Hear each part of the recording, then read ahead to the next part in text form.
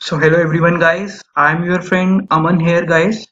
So as you all know that we are rolling out a series on stock market and in that too in our previous video we have covered a detailed analysis with respect to the profit and loss account, right? तो guys हमारी series जो अभी जो particular video चल रही है वो fundamental analysis के ऊपर चल रही है. In part one we have covered a detailed analysis with respect to profit and loss account and as जैसा मैंने आपको बोला था सेकंड वीडियो में हम बैलेंस शीट का एनालिसिस करेंगे तो आज हम वो पार्ट कवर करने वाले हैं. And I recommend you to the peoples who are watching this particular video first. I'll recommend you guys please before watching this particular video please watch our part 1 of that particular fundamental analysis because in part 1 we have done a detailed analysis with respect to कि profit and loss को कैसे read out करना है, क्या उसमें understanding obtain करनी है. तो एक आपका लिंक बना रहेगा क्योंकि वही जो मैंने डमी यूनिट जैसे ये जो मैंने जो प्रॉफिट एंड लॉस अकाउंट अपना खुद से बनाया था, डमी यूनिट एक क्रिएट करी थी, वही डमी यूनिट में बैलेंस शीट के लिए भी यूज करने वाला हूँ. इसी प्रॉफिट एंड लॉस अकाउंट से I will show you a balance sheet of that particular XYZ limited. So I think आपको एक बार वो देख लेनी चाहिए तो आपको एक लिंक बना रहेगा. सो एनीवेज लेट्स स्टार्ट करते हैं गाइस बैलेंस शीट वाला पार्ट. ठीक है, तो बैलेंस शीट एनालिसिस, राइट. तो बैलेंस शीट एनालिसिस में आई वांट कि एक बार हम थोड़ा सा टाइम देकर एक बार उसका बैलेंस शीट का एकदम स्ट्रक्चर देख लें. ठीक है, हम टी शेप वाला स्ट्रक्चर देखेंगे जो ट्रेडिशनल चलता था because we are doing finance here, we are not concern about accounting guys, right. तो यहाँ पर मैं जो पहले अर्लियर ट्रेडिशनल नेम्स चलते थे वो मैं लिखूंगा. पहले लाइबिलिटीज, इस साइड पे लाइबिलिटीज आता था हमारे पास और यहाँ पर एसेट्स था. ठीक है, लेकिन अभी मॉडर्न टाइम्स में अभी हम इसको क्या लिखते हैं, application sources of fund and application of fund.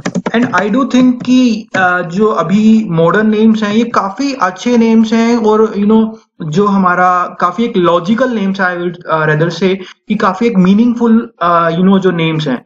तो इनको मैं डिलीट कर रहा हूँ बिकॉज जो हमारे मॉडर्न नेम्स हैं काफी हमारे को अच्छा एक मीनिंगफुल जो पर्टिकुलर देते हैं, काफी अच्छा मीनिंग देते हैं.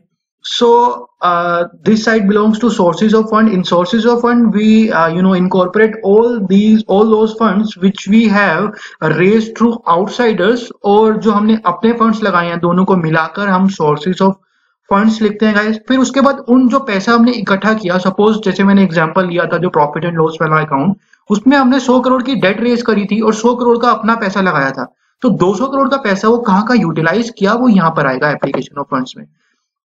तो उसके लिए भी मैं आपको बताना चाहता हूँ कि हमने डिस्कस किया था कि एक मशीनरी हमने खरीदी थी 100 करोड़ की और रेस्ट ऑल थिंग. ठीक है, कुछ भी हो सकता है कि क्या हमने कुछ और छोटे छोटे हमारे पार्ट्स हो सकते हैं, कुछ इंफ्रास्ट्रक्चर हो सकता है, कुछ भी हो सकता है. लेकिन ठीक है, हम for the sake of simplicity we are just taking कि उन 200 करोड़ में से हमने एक मशीनरी खरीदी 100 करोड़ की और बैलेंस 100 करोड़ अपना working capital as a cash अपने पास रखा. तो मैं सबसे पहले Y0 at the initial stage, at the stage with at the time we have just started our company, उस टाइम पे हमारी बैलेंस शीट कैसी दिख रही होगी मैं आपके साथ वो ड्रॉ कर रहा हूँ गाइस. तो देखिए इक्विटी डेट, ठीक है, और यहाँ पर हमने क्या खरीदा था, एक मशीनरी खरीदी थी और बाकी को मैं क्या डाल रहा हूँ, बाकी को हम एज अ कैश दिखा देते हैं एज अ बैलेंसिंग फिगर.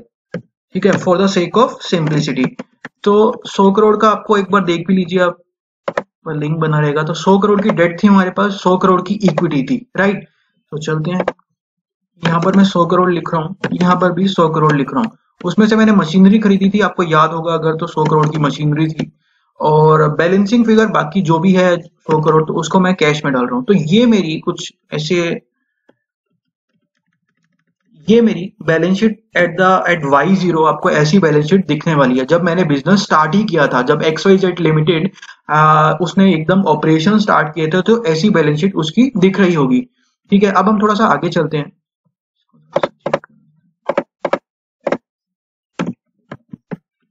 ठीक है, सो अब मैं बात करूंगा आपके साथ कि ईयर एंड पर जब एक साल कंपनी ने बिजनेस कर लिया था, जब प्रॉफिट एंड लॉस अकाउंट ये देखा था हमने यहाँ पर, ठीक है, तो यहाँ पर जब हमने प्रॉफिट कमाया था, ये प्रॉफिट हमने एंड में कमाया था, ईयर एंड में जब हमने हमारी फाइनेंशियल आई हमारे पास, तो हमें पता लगा कि पूरे साल में हमने 28 करोड़ रुपए का प्रॉफिट कमाया है, राइट। तो profit is also a part of balance sheet, तो प्रॉफिट भी बैलेंस शीट का पार्ट है, उसको as a reserve and surplus हम उसको दिखाते हैं, ठीक है। तो रिजर्व एंड सरप्लस में जितना भी प्रॉफिट मैंने अर्न किया था, मैंने आपको दिखाया, हमने 28 करोड़ का प्रॉफिट अर्न किया था, तो वही प्रॉफिट मैं यहाँ पर लिख रहा हूँ गाइस, ठीक है। और यहाँ पर मशीनरी का क्या हो जाएगा, इसमें से 100 करोड़ की हमने इनिशियल स्टेज पे मशीनरी थी, उसके ऊपर 20% डेप्रिसिएशन था, तो ये मशीनरी आफ्टर डेप्रिसिएशन 80 हो जाएगी, और बाकी जितना भी बैलेंस बचेगा उसको हम कैश में डाल देंगे, ठीक है।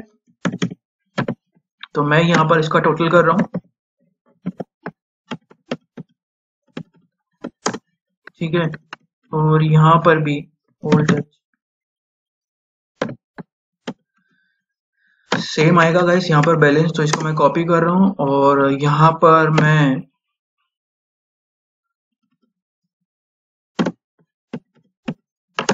ये चीज, तो कुछ ऐसी बैलेंस शीट मेरी ईयर एंड पर आपको मैं यहाँ पर लिख भी देता हूँ, एट ईयर 1 और एंड में एट ईयर एंड, ठीक है। तो ऐसी बैलेंस शीट आपको ईयर एंड पर दिखने वाली है गाइस, ठीक है। तो ये तो बात रही थी, ये तो एक ऐसे मैंने वार्म अप करने के लिए उसको ऐसे समझाया, और इवन जो नॉन कॉमर्स बैकग्राउंड के स्टूडेंट्स हैं उनको एक काफी थोड़ा सा आइडिया लग जाएगा कि कैसे बैलेंस शीट होती है, क्या होता है, ठीक है। तो अब मैं पार्ट जो नेक्स्ट अभी मैं स्टार्ट करने वाला हूँ वो एनालिसिस वाला पार्ट होने वाला है, तो काफी इंपॉर्टेंट और इंटरेस्टिंग पार्ट वो होने वाला है, तो देखते रहिए मेरे साथ। तो गाइस अभी आपने ये देख लिया कि हमने इक्विटी डेट 100 करोड़ लगाया था, तो इस वाले प्रॉफिट एंड लॉस वाले पार्ट में ना हमने क्या एक चीज एनालाइज करी थी, क्रक्स क्या था इस पर्टिकुलर वीडियो का, ठीक है। तो हमने यहाँ पर देखा था कि कंपनी का जो रिटर्न ऑन इक्विटी है बढ़ता ही जा रहा था, 28%, फिर अगले साल 48%, फिर 62%, तो मतलब कंपनी का return on equity is increasing at a very large scale.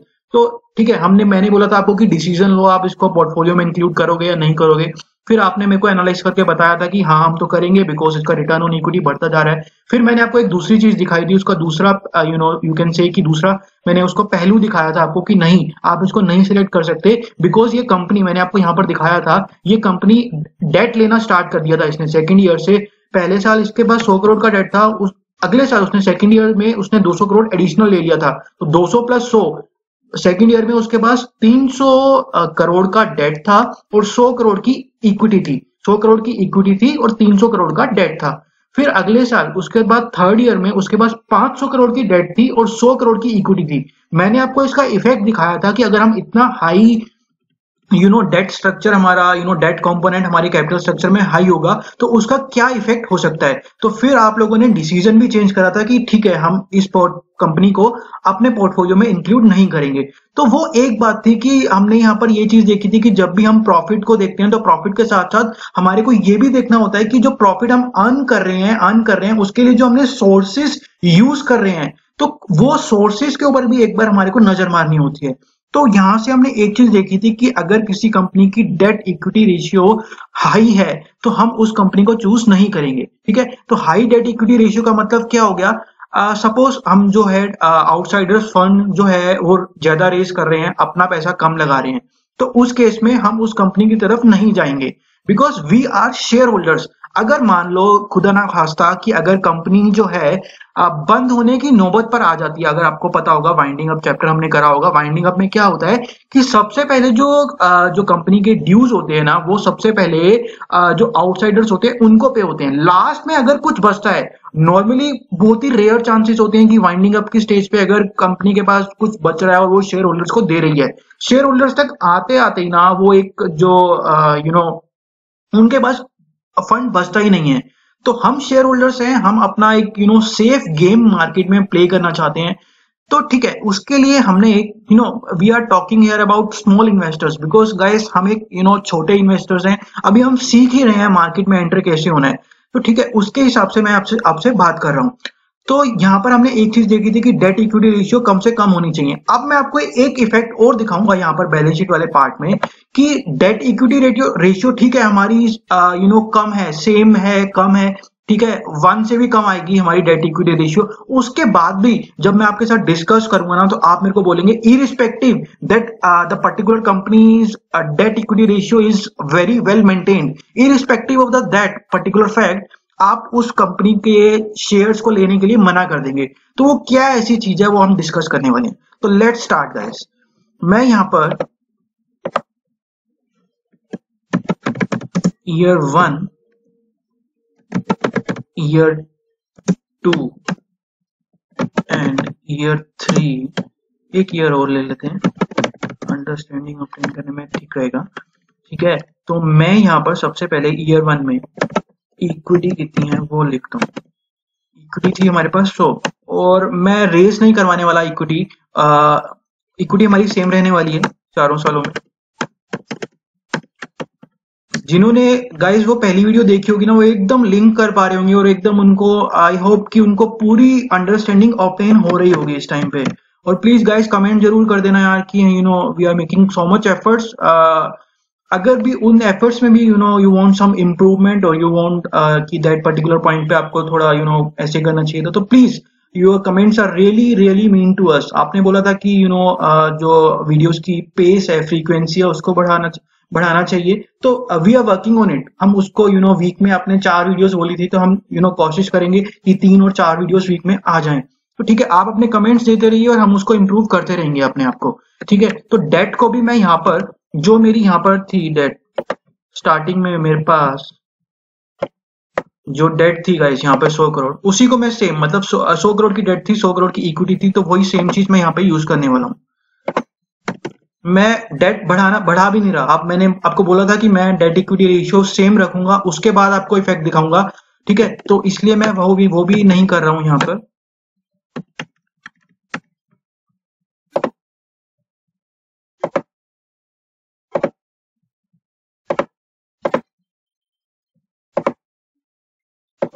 ठीक है,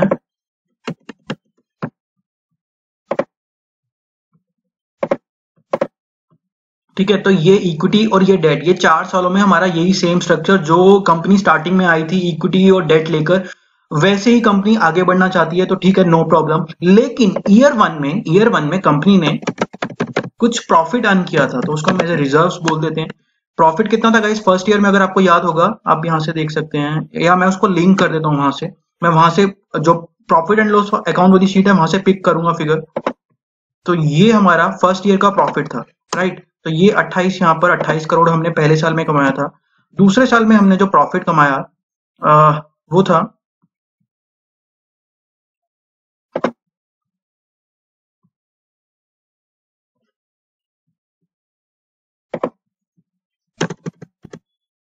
वहां पर गाइस, वहां पर जो डेट और इक्विटी का स्ट्रक्चर चेंज हुआ था। आप देख सकते हैं यहाँ पर मैंने एडिशनल 200 करोड़ लगाया था, तो ये वाला प्रॉफिट हम वहां यूज नहीं कर सकते, राइट। हम यहाँ पर सेम स्ट्रक्चर फॉलो कर रहे हैं, तो हम एज्यूम कर रहे हैं कि हर साल ना कंपनी वही 28 करोड़ रुपए कमाती जा रही है।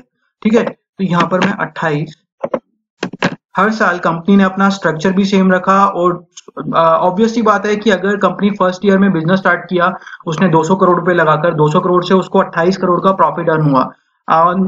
So that the company is now assuming कि ठीक है, आने वाले सालों में भी हम एक एज्यूमशन लेकर चल रहे हैं कि आने वाले सालों में भी सेम प्रॉफिट हमारे को होगा। ठीक है, तो ये बात रही। हमने इक्विटी, डेट और रिजर्व्स लिख लिया। अब मैं लिखूंगा यहाँ पे नेटवर्थ। नेटवर्थ क्या होती है guys? You can say that net worth is equal to equity shareholders fund, right? तो equity shareholders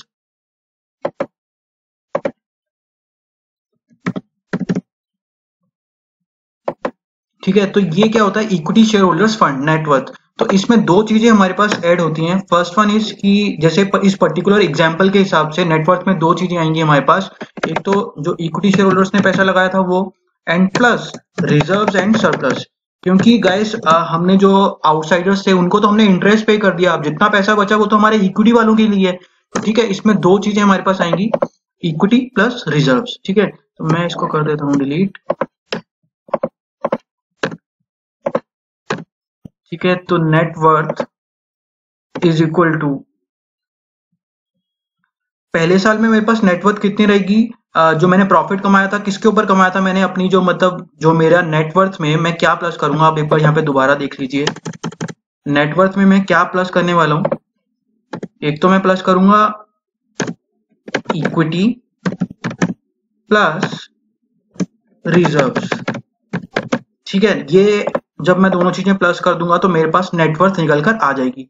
लेकिन अब फर्स्ट ईयर में आप देखिए कि फर्स्ट ईयर में हमारे पास इक्विटी 100 थी, डेट 100 था, रिजर्व्स 28 थे। तो ये जो 28, मैं इसकी बात कर रहा हूँ, ये जो हमने 28 करोड़ का प्रॉफिट अर्न किया, ये किसके ऊपर अर्न किया, यानी कि इसका सोर्स क्या था। तो सोर्स मेरे को देखना है नेटवर्थ के लिए, तो नेटवर्थ के लिए मैंने 100 करोड़ की नेटवर्थ लगाकर 28 करोड़ का मैंने प्रॉफिट कमाया। तो यहाँ पर नेटवर्थ कितनी लिखूं मैं, 100। ठीक है, और यहां पर नेटवर्थ कितनी होगी, लेकिन यहां पर आपको ध्यान से देखना होगा। 100 तो पिछले साल जो हमारे पास स्टार्टिंग में जो हमने पैसे लगाया था वो था। मैंने आपको बताया था कि नेटवर्थ में दो कंपोनेंट आएंगे, आप यहां देख सकते हैं, रिजर्व्स और इक्विटी। तो पहले साल में हमने कुछ प्रॉफिट भी अर्न किया, तो उस प्रॉफिट को भी यहां पे प्लस कर देंगे। ठीक है, अब बात करेंगे थर्ड ईयर की। थर्ड ईयर में हमारे पास दूसरे साल में 128 करोड़ हमारी नेटवर्थ थी, और तीसरे साल में हमारा जो प्रॉफिट था वो 28 करोड़ दोबारा हमने अर्न किया, तो ये हमारे पास आ गया 156। फिर फोर्थ ईयर में हमने दोबारा अर्न किया, तो इसको प्लस कीजिए, ये हमारे पास 184। पहले साल में 100 करोड़ की नेटवर्थ थी, हमारा प्रॉफिट था 28। दूसरे साल में हमारी जो नेटवर्थ थी 128 करोड़ थी, लेकिन हमारा प्रॉफिट तभी भी 28 करोड़। तीसरे साल में हमारी जो नेटवर्थ थी 156 करोड़ थी, लेकिन तब भी हमने जो प्रॉफिट कमाया 28 करोड़। फोर्थ ईयर में हमारी नेटवर्थ थी 184 crore. In that particular year also we have earn profit only rupees 28 crore. Right, अब हम एक रेशियो निकालते हैं। ठीक है, एक रेशियो निकालेंगे हम, इसको डिलीट कर देते हैं।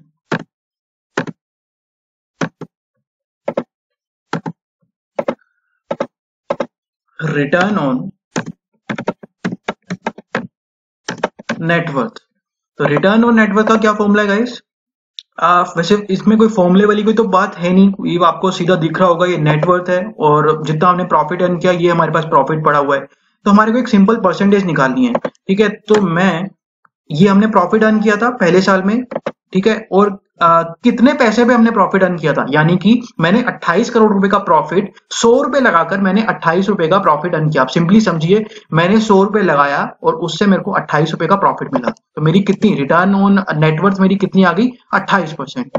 सेम चीज हम यहां देखेंगे, हमने 28 करोड़ रुपए का प्रॉफिट कमाया, लेकिन ईयर 2 में हमारे पास जो नेटवर्थ थी हमने 128 करोड़ रुपए लगाकर प्रॉफिट सेम कमाया। तो काफी बुरी बात है कंपनी की, वो देखेंगे हम, अभी उसका इफेक्ट देखेंगे, डोंट वरी। यहां पर भी सेम चीज करूंगा मैं।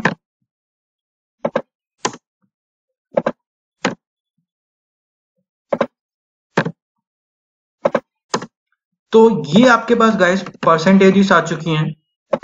ठीक है, तो पहले साल में कंपनी ने 28% का रिटर्न ऑन नेटवर्थ अपने शेयर होल्डर्स को दी। Shareholders are very happy in particular year 1।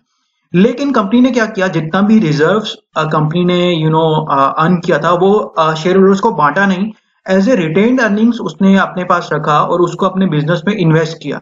But invest करके क्या हुआ, इन्वेस्ट करके उसका जो रिजल्ट था, जो हमारा ये 28 करोड़ रुपए के ऊपर अलग से, ये देखो जो हमारा 100 करोड़ रुपए लगाकर 28 करोड़ तो हम कमा ही रहे थे, बट यहाँ पर 28 करोड़ रुपए एडिशनल लगाया है ना हमने। ये देखो 128 करोड़ लगाया हमने, यानी कि 100 तो ये वाले, और 100 तो जो इनिशियल हमने जो ये इक्विटी वाला 100 हमने इनिशियल जो अपना पैसा लगाया था 100 तो वो था, और 28 करोड़ का हमने प्रॉफिट अर्न किया था ईयर 1 में। तो ये और ये दोनों चीजों का सम कर हमारे पास 128 करोड़ सेकेंड ईयर में, जो शेयर होल्डर्स का पैसा था 128 करोड़ रुपए सेकेंड ईयर में शेयर होल्डर्स का पैसा इन्वॉल्व था। राइट। लेकिन कंपनी ने क्या करा, रिटर्न हमारी गिरती ही गिरती चली गई। आप देख सकते हैं यहाँ पे रिटर्न हमारी गिरती ही जा रही है। 28% थी पहले साल में, फिर दूसरे में 22% थी, फिर तीसरे में 18%, फिर फोर्थ ईयर में तो 15% ही हो गई।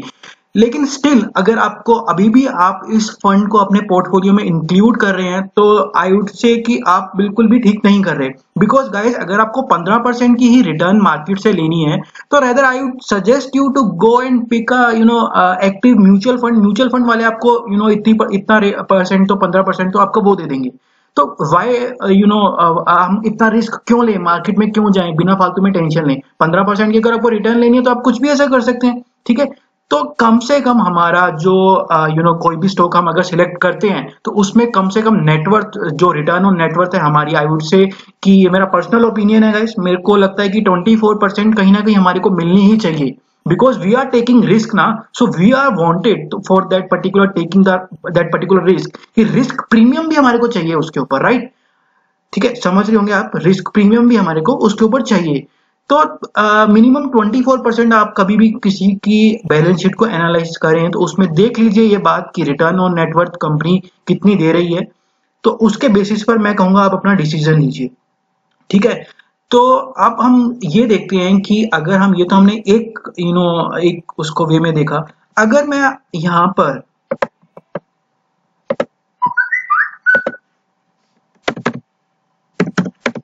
ईसॉप्स में, मेरी कंपनी क्या करती है, जो XYZ कंपनी है वो ईसॉप्स लेकर आ रही है, ठीक है, ठीक है। तो ईसॉप से क्या होगा गाइस, यहाँ पर क्या होगा, मेरा जैसे जो भी सपोज मैं 50 करोड़ का ईसॉप लेकर आया हूँ सेकंड ईयर में। ईसॉप से क्या होगा गाइस, मेरा जो बेस है वो इंक्रीज हो जाएगा। मेरा बेस जैसे ही इंक्रीज होगा रिटर्न ऑन नेटवर्थ और कम हो जाएगी। अगर आप देखना चाहते हैं तो आप देख सकते हैं यहाँ पर, मैं जैसे ये नेटवर्थ जो मेरी होगी इसमें मेरे 50 और इंक्लूड कर दूंगा मैं। तो ये देखिए इसका इफेक्ट क्या हुआ, ये 16% पे आ गया। 22% से ये 16% पे रिटर्न हमारी आ गई, है ना। तो इससे क्या हुआ, हमारी इक्विटी डाइल्यूट हो गई, ठीक है। यहां पर हम लिखते हैं convertible preference shares, second is convertible debentures, third is ESOPs। ये सारी तीनों चीजें ये क्या काम करती हैं, हमारी इक्विटी को डाइल्यूट करती हैं। यानी कि जो पहला मैं प्रॉफिट 28 करोड़ जो प्रॉफिट था वो अगर 100 लोगों में बंटना था, सपोज ये नंबर्स हैं, 100 लोगों में ये वाला प्रॉफिट बंटना था, डिस्ट्रीब्यूट होना था। अब 50 और आ गए, 50 जो हैं, पहले जो ये प्रॉफिट था 28 करोड़ का प्रॉफिट था, ये 100 लोगों में बंटना था। लेकिन अब क्या हो रहा है, आफ्टर ईसोप या आफ्टर कन्वर्टिबल प्रेफरेंस शेयर्स या आफ्टर कन्वर्टिबल डिबेंचर्स, ये 28 करोड़ का प्रॉफिट 150 लोगों में बंट रहा है। तो ऑब्वियसली बात है हमारी जो रिटर्न ऑन नेटवर्थ है, सॉरी सॉरी, तो ये हमारी जो नेटवर्थ है, ये रिटर्न ऑन नेटवर्थ, ये ऑब्वियसली रिड्यूस होना ही होना है, ठीक है। तो ये एक छोटा सा फंडा था आपको समझाने के लिए था, ठीक है। तो ये एक चीज थी। तो कभी भी हम, मतलब जो भी कंपनी ईसोप ज्यादा देती जा रही है, अपनी कन्वर्टिबल डिबेंचर्स काफी इशू करे हुए हैं, कन्वर्टिबल प्रेफरेंस शेयर्स काफी उसने इशू करे हुए हैं, तो एंड कहीं ना कहीं पर ऐसा पॉइंट आएगा जब उसकी जब कन्वर्टिबल प्रेफरेंस शेयर्स, जो प्रेफरेंस शेयर्स जिनके पास होल्डर्स होंगे, जो होल्डर्स होंगे वो जब ऑप्ट कर लेंगे इक्विटी शेयर्स, तो हमारी इक्विटी डाइल्यूट हो जाएगी और आपकी अर्निंग्स वहां पर रिड्यूस हो जाएंगी। तो इस चीज का भी आपको ध्यान में रखते हुए चलना है। तो मैंने दो चीजें आपको साथ बताई, एक आपको रिटर्न ऑन नेटवर्थ देखना है और आपको स्ट्रक्चर के ऊपर, आपको पूरा फोकस स्ट्रक्चर के ऊपर देखना है। कंपनी ऐसी तो नहीं है कि उसने बहुत सारे ईसॉप्स इशू करे हुए हैं, कंपनी ऐसी तो नहीं है कि उसने कन्वर्टिबल प्रेफरेंस शेयर्स बहुत सारे इशू करे हुए हैं, कंपनी ऐसी तो नहीं है कि उसने कन्वर्टिबल डिबेंचर्स इशू करे हुए हैं जो कि इक्विटी में कन्वर्ट होने हैं और पर्टिकुलर डेट पे, सपोज 100 बंदों को उसने ये ऑफर दिया, 50 तो उसमें से कम कर ही लेंगे, ठीक है, कर ही लेंगे। सपोज आप एक रेशनल वे में चलिए, कन्वर्जेशन अप्रोच के साथ चलिए कि उसमें से 50 बंदे अगर कर लेते हैं तो मेरी अर्निंग के ऊपर क्या इफेक्ट आएगा। बिकॉज जो मेरा 28 करोड़ का प्रॉफिट पहले 100 लोगों के पास जाता था, अभी वही 28 करोड़ का प्रॉफिट 150 लोगों के पास जाएगा। तो ऑब्वियस सी बात है कि आपकी अर्निंग्स रिड्यूस होने वाली है in the coming years. So I would rather से कि you don't choose that particular stock in your portfolio, ठीक है। अगर आपको लग रहा है कि इक्विटी इसकी डाइल्यूट होने वाली है, इस कंपनी की बहुत ज्यादा डाइल्यूट होने वाली है, ठीक है। ये एक एस्पेक्ट था मेरा बताने का। और आगे चलेंगे, थोड़ा सा और डिस्कस करेंगे। इसको मैं डिलीट कर देता हूँ, ठीक है। ये वापस 22% आ गई, ठीक है। जैसे मैं यहाँ पे 50 करूंगा ये कम हो जाएगी। इस शॉप का मैंने इफेक्ट आपको दिखा दिया, इसको भी आप डिलीट कर दीजिए, ठीक है। तो ये था गाइस। उसके बाद इसको भी डिलीट कर दीजिए। उसके बाद अब मैं आपको बताने वाला हूं कि ऐसा क्यों हो रहा है, कि क्या रीजन है यार, कि जब कंपनी को मैंने 100 करोड़ दिया तब भी कंपनी 28 करोड़ रुपए दे रही है, जब मैंने उसको 128 करोड़ रुपए दिए तब भी मेरे को 128 करोड़ का ही प्रॉफिट दे रही है। अब यहां लिख लीजिए, जब मेरे पास 100 करोड़ थे तब भी कंपनी ने मेरे को 28 करोड़ का प्रॉफिट दिया, जब मेरे पास 128 करोड़ आ गए तब भी कंपनी ने 28 का प्रॉफिट दिया, जब मेरे पास 156 करोड़ मैंने कंपनी को दिए तब भी मेरे को कंपनी 28 करोड़ का प्रॉफिट दे रही है। तो ऐसा क्यों हो रहा है? तो काफी रीजन हो सकते हैं, बट जो लॉजिकल रीजन है, ये मेरे को क्या लगता है, इसके लिए भी मैं एक एग्जाम्पल लेते हैं, ठीक है। अभी आप इसको भूल जाइए। सपोज एक फार्मर है, वो 200 स्क्वायर फीट के लैंड के ऊपर 200 स्क्वायर फीट के लैंड के ऊपर अपनी एग्रीकल्चर करता है, और एग्रीकल्चर से वो सपोज कीजिए 500 टन का प्रोडक्शन देता है, ठीक है। अगले साल उसने क्या किया, 200 तो था ही उसके पास, 50 स्क्वायर फीट का लैंड उसने और लिया। 50 स्क्वायर फीट का लैंड लेने के बावजूद उसकी प्रोडक्शन सेम रही। तो ऑब्वियसली बात है कि ऐसा क्यों, क्या रीजन रहा? तो गाइस, काफी रीजन हो सकते हैं, काफी बहुत बहुत रीजन हो सकते हैं, बट हम अपने अकॉर्डिंग कुछ डिस्कस करेंगे कि जो रैशनल रीजन, जो बहुत लॉजिकल रीजन है, वो डिस्कस करेंगे। तो शेयर्स के केस में, कंपनी के केस में क्या होगा कि ऐसा हो सकता है कि कंपनी का जो वो फंड है, जो 28 करोड़ रुपए है, वो आइडल पड़ा हुआ है। कंपनी के पास उतना इन्वेस्टमेंट अपॉर्चुनिटीज नहीं है, उसके पास इतने कॉन्ट्रैक्ट्स नहीं है कि वो 28 करोड़ पे कहीं 28 करोड़ को कहीं उसको अच्छी जगह पे उसको डिवोट करके अपने शेयर होल्डर्स को एक अच्छा रिटर्न दे। कंपनी के पास ऐसी अपॉर्चुनिटीज नहीं है। तो इसके लिए क्या करना चाहिए, जब ये 28 करोड़ रुपए कंपनी के पास आइडल पड़े हुए हैं, तो इसको कैसे कंपनी को यूज करना चाहिए, मैं आपको वो डिस्कस करने वाला हूँ। कंपनी को सीधा डिविडेंड दे देना चाहिए। डिविडेंड से बहुत अच्छी कंपनी की रेपुटेशन मार्केट में, एक इमेज अच्छी बनती है, या वो कर देना चाहिए, या फिर कंपनी को बायबैक कर लेना चाहिए, अपने शेयर्स बायबैक कर लेने चाहिए। बायबैक से होगा क्या, मैं आपको इफेक्ट दिखाता हूँ बायबैक का। अगर जब भी आप बायबैक करेंगे ना, आपकी यहाँ से इक्विटी रिड्यूस हो जाएगी, ठीक है, इक्विटी आपकी रिड्यूस हो जाएगी। तो मैं आपको करके भी दिखाता हूँ। सपोज मैंने बायबैक करके मैंने 50 करोड़ के शेयर्स बायबैक कर लिए, तो मैं यहाँ पर कर दूंगा 50, राइट। तो मैं जैसे ही 50 करूंगा, यहां से भी मेरे 50 कम हो जाएंगे, ये 50 करोड़ यहां से कम हो जाएंगे। अब देखिए यहाँ पे मेरी 36% की, मैं आपको देखो पूरा एक चीज प्रूव करके दिखा रहा हूं। जैसे ही मैंने यहाँ पर 50 किया बायबैक, मैंने अपने शेयर्स खरीद लिए, तो मेरी रिटर्न ऑन नेटवर्थ इंक्रीज हो गई। It's a very good effect कि अगर कंपनी ऐसा कर रही है, बायबैक वगैरह कुछ कर रही है, तो आई वुड से कि आप उस मार्केट में जाइए, उस अपने उस पर्टिकुलर स्टॉक को अपने पोर्टफोलियो में इंक्लूड कीजिए, ठीक है। तो ऐसे कुछ इफेक्ट्स है, ठीक है। बायबैक कर सकती है कंपनी, डिविडेंड दे सकती है, वो भी बेनिफिट होगा। तो और या फिर सबसे इंपॉर्टेंट चीज कंपनी क्या कर सकती है, जो उसने डेट लिया हुआ है ना, ये डेट लिया हुआ है ना, इसको रीपेमेंट कर सकती है, राइट। तो इसको वो एज अ रीपेमेंट डेट को करने के लिए, तो भी वो उसमें यूज कर सकती है, रीपेमेंट के लिए भी। अगर कंपनी रीपेमेंट के लिए यूज करती है, तो इसका इफेक्ट क्या होगा, जो कंपनी का इंटरेस्ट जा रहा था पहले, इंटरेस्ट कंपनी का पहले जा रहा था, वो अब नहीं जाएगा, इंटरेस्ट अब नहीं जाएगा, राइट। तो ये जो इंटरेस्ट है ना, ये पूरा इंटरेस्ट हमारा बच जाएगा, ठीक है। ये इंटरेस्ट अब नहीं जाएगा, इंटरेस्ट नहीं जाएगा, तो उससे क्या होगा, हमारा प्रॉफिट बढ़ेगा, प्रॉफिट बढ़ेगा तो ऑब्वियसली बात है रिजर्व्स बढ़ेगा, रिजर्व्स बढ़ेगा तो ऑब्वियसली बात है हमारी रिटर्न ऑन नेटवर्थ बढ़ेगी। तो ये कहीं ना कहीं मेरा कुछ ऐसा अंडरस्टैंडिंग थी, जो मेरे को आपके साथ डिस्कस करनी थी।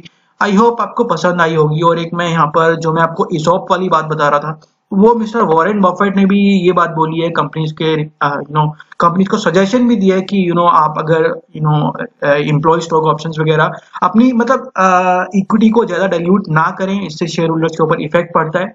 तो आई होप आपको पता होगा इनके बारे में। वॉरेन बफेट काफी मतलब बहुत अच्छे जो इन्वेस्टर हैं स्टॉक मार्केट के। तो ये मेरे को कुछ ब्रॉड थिंग्स आपके साथ डिस्कस करनी थी। होप आपको समझ आई होंगी। इफ अगर फिर भी still you have any queries, then you are welcome guys.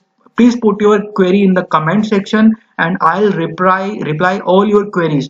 And if you have any comments or suggestions or recommendations with regard to the series which we are rolling out, you want any improvement in that series, then also we'll request you to please put please devote a single minute of your precious time by placing a comment in the comment section, because guys ये हमारे को ना काफी improvement करने के लिए सबसे बढ़िया जो आपके व्यूअर्स के कमेंट्स किसी भी जो उसके लिए सबसे बढ़िया इम्प्रूवमेंट का स्कोप होता है। तो आपके लिए भी उस चीज को हम कोशिश करेंगे कि इन द कमिंग वीडियोस उस पॉइंट को हम कंसीडर करके चलें। तो thank you very much for watching that particular video guys. Thank you very much. Stay connected, stay supported. Thank you very much guys.